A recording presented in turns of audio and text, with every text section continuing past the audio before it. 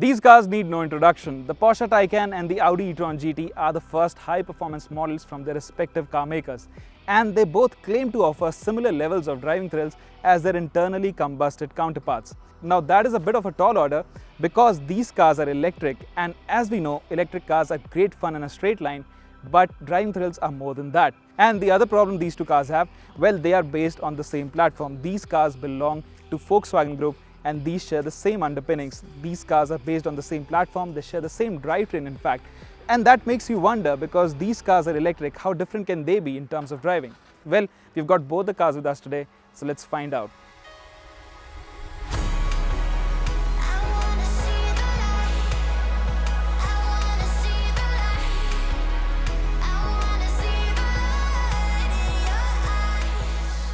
The Porsche and Audi may share the same platform, but they are poles apart in every single way. Park them side by side and you can tell that they have been designed for different tastes. The Taycan doesn't look extraordinary or outlandish. In fact, every crease and curve on its body tells you that it's a Porsche.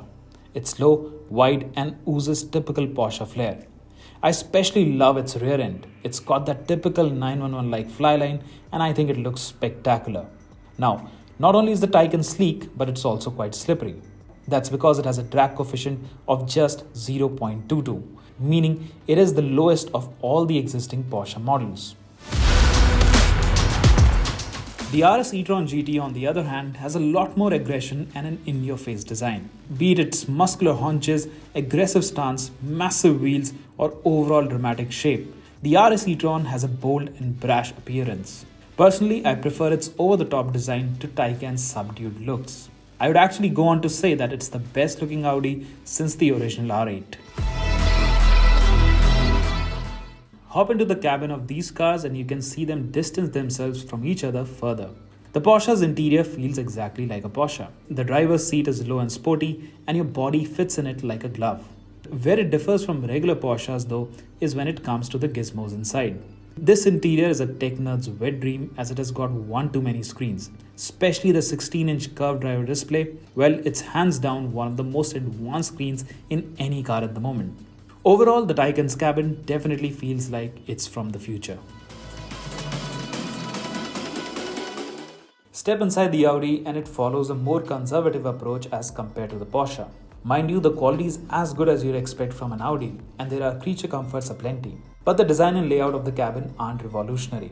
Being an RS, it gets familiar sporty bits and bobs such as stainless steel pedals, body-hugging sport seats, RS badges, contrasting red stitching, and more.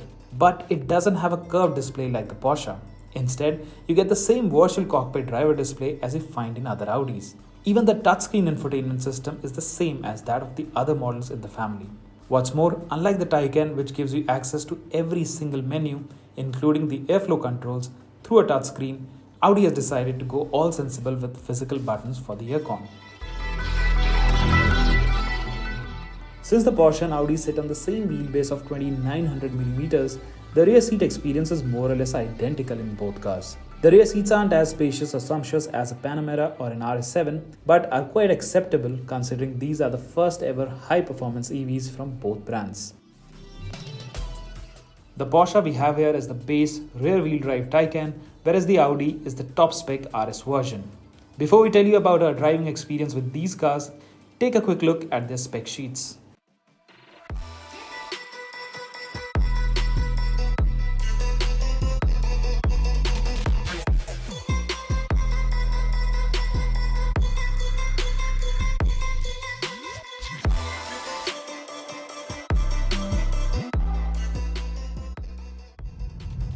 So the RS e-tron GT, well, in terms of performance, in terms of acceleration, this is mind-blowing, because this car does 0 to 100 in just 3.3 seconds.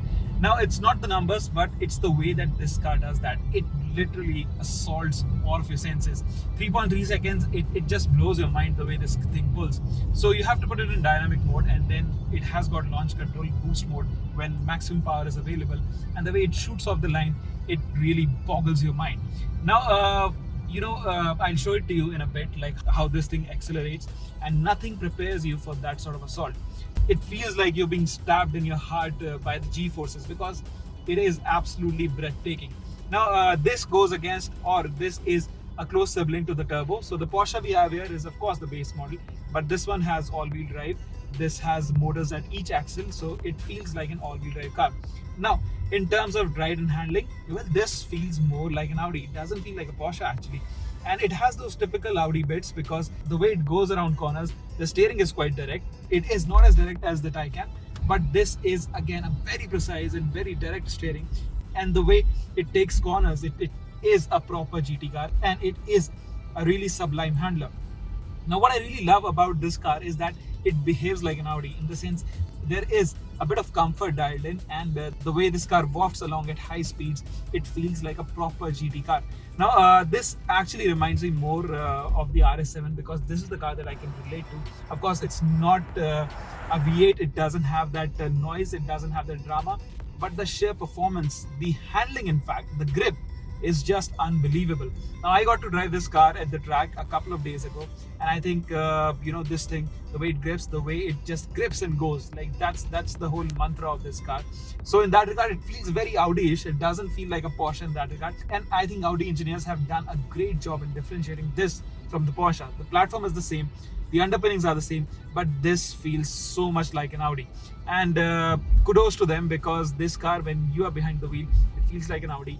It feels so comfortable, it feels so precise, it has the performance, and the steering also, it feels a little inert like how you'd expect in an Audi. So everything is very Audi-like.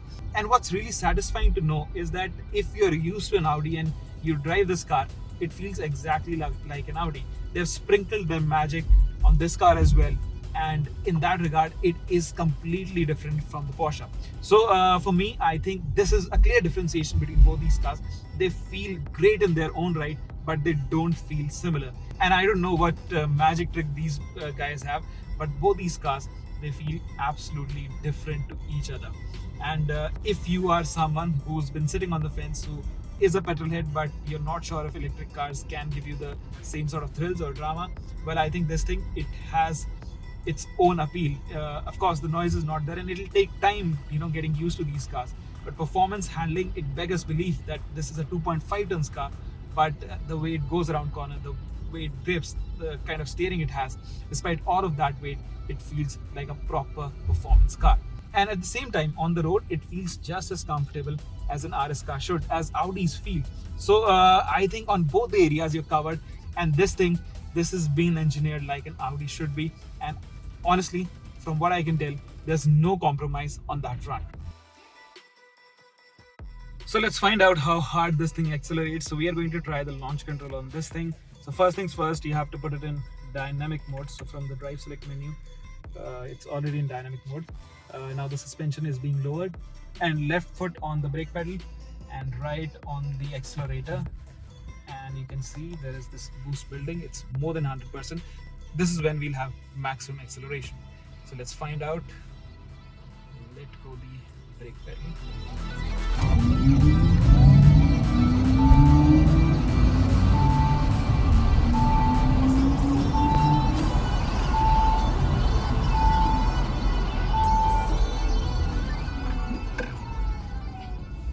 Well, that is really crazy. I mean, nothing prepares you for that, like I said, and this is just mind-blowing.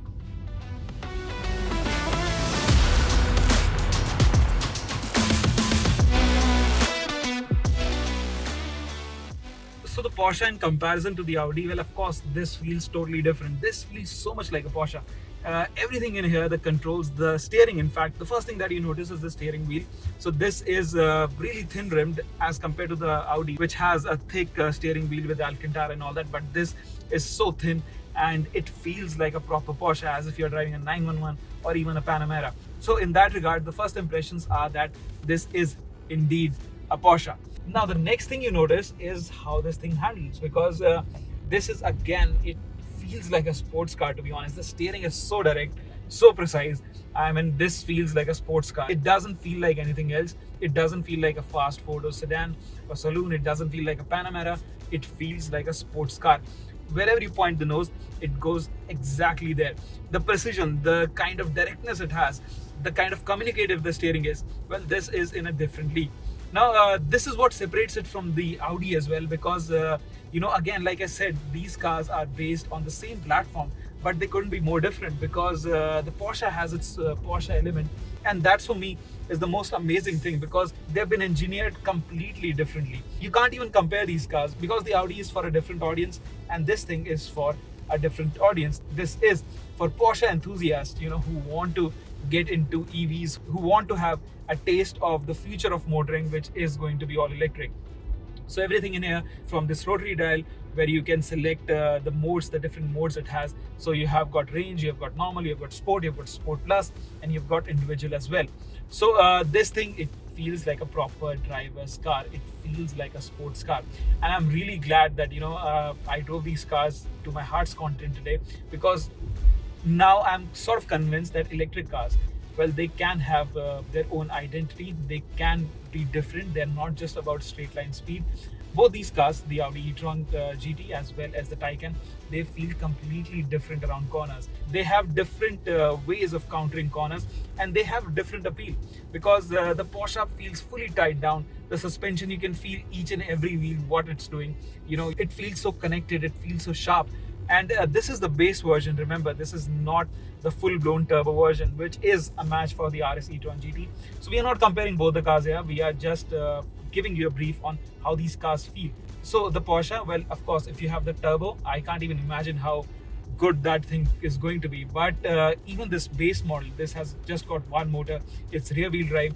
This feels absolutely amazing. And if you're someone who just wants to drive it daily, well, I think you can live with it quite easily. This has got air suspension, and this is the base model. Of course, it's a little low to the ground, but if you drive it daily, so you have to be careful about our road conditions.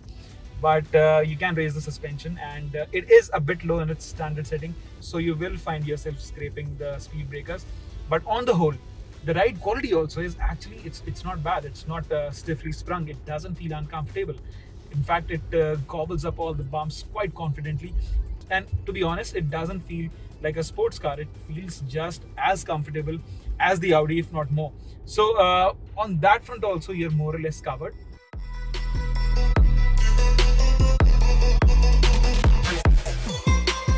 What I love about these cars is that I can now taste the future of motoring, and I feel if these manufacturers, whether it's Porsche, whether it's Audi, if they can give their cars that unique identity, if they can make their car Porsche enough or Audi enough, well, of course, there are going to be a lot of takers. And whatever doubts you have about EVs, well, of course, when manufacturers such as Porsche or Audi, when they make a car, when they are going to put all of their resources, all of their knowledge into building an EV, well, the result of all of that is going to blow your mind. They know what they're doing. They know when they're making an EV, it's not a half-baked effort. It's not a compromise. These cars, they feel exactly how a Porsche should feel or an Audi should feel.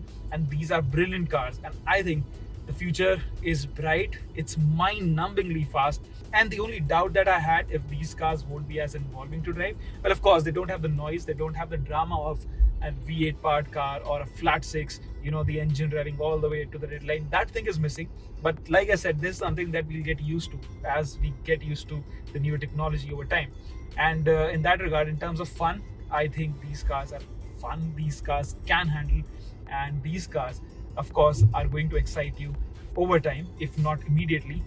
So 5 years down the line, imagine when EV technology has evolved, and then you can imagine with this kind of power, with this kind of performance, well, these cars are going to set new benchmarks. They already have, to be honest. And as a petrolhead, I have to say that these cars, whether it's a V8, whether it's a flat six, those cars are always going to be etched in our memories as the ultimate driving machines. But these cars, what the EVs do with their technology, with their performance, they immediately make the V8s or conventional internally combusted cars feel outdated. They feel old immediately. Of course, they have their emotional value, but if you want to get on with the times, well, I think EV is the way to go. And in the future, this is what it's going to be. And I'm quite happy about it because performance-wise, driving thrills-wise, these manufacturers, especially Audi and Porsche, well, they have delivered a phenomenal package. And I think the future looks bright, the future looks fast, and the future is silent, but very, very exciting.